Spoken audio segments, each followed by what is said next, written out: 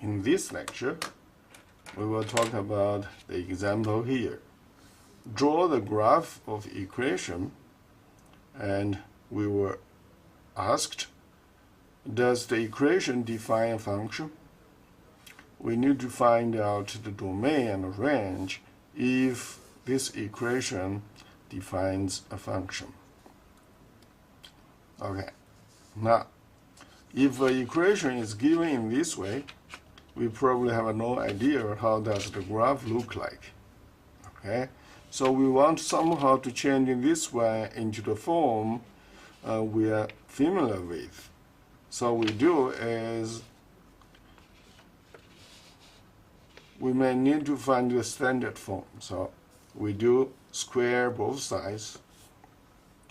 We have a left-hand side squared is 10y over 10 squared equals right-hand side square root disappeared when you square those two sides. And then you do is both sides minus x squared over 25 minus x squared over 25. Then you have those two will be cancelled. Right hand side you will have a 1 stands alone. On the left hand side you will have a negative x squared over 25 and then plus y squared over 10 squared. And then you see one is positive for the coefficient y squared, another is negative for x squared. So this will not be an ellipse, it's going to be a hyperbola. Okay, which in this tells us that basically you can write the equation in this form. Okay, now here again, whoever is positive, then the denominator will be a or a squared. Okay, down here the coefficient of y squared is positive, so we then have a is 10, and then b will be 5.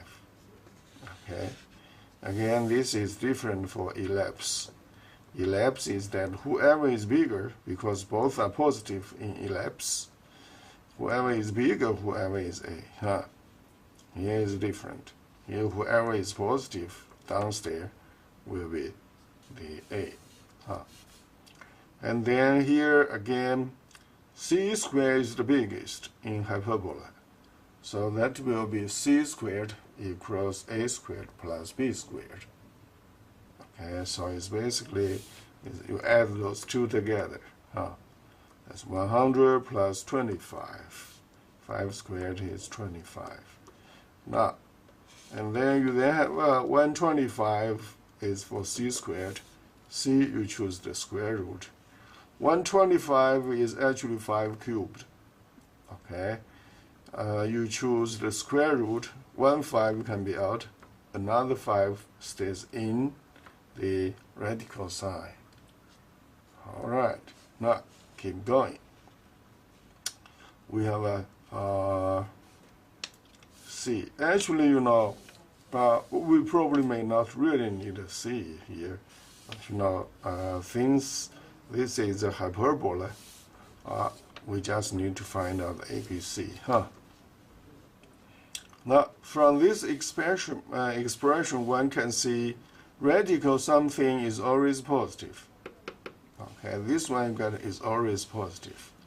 And the left-hand side equals right-hand side, it tells us y over 10 has to be positive.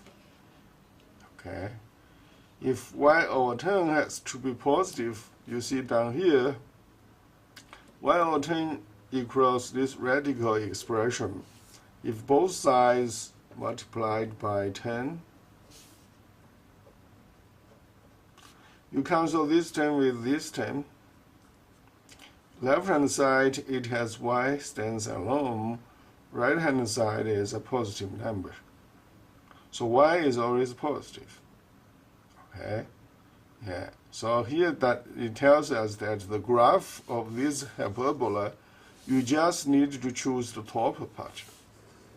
which is above x-axis. Okay, again here the vertex is on the y-axis. Okay, is on the y-axis, which is what? Which is 10.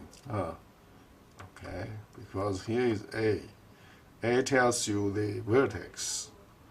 Okay, in the again A and C are always on the same axis, and then A, the vertex and 4C are always on the same axis.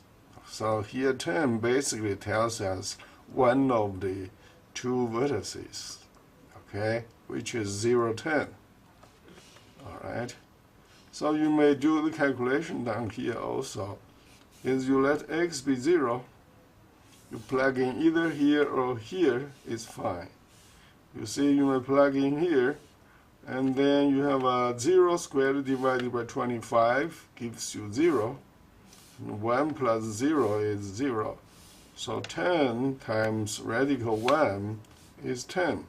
Again, 0, 10 is right here. Is on the y-axis. If this is a x-axis, this is y-axis.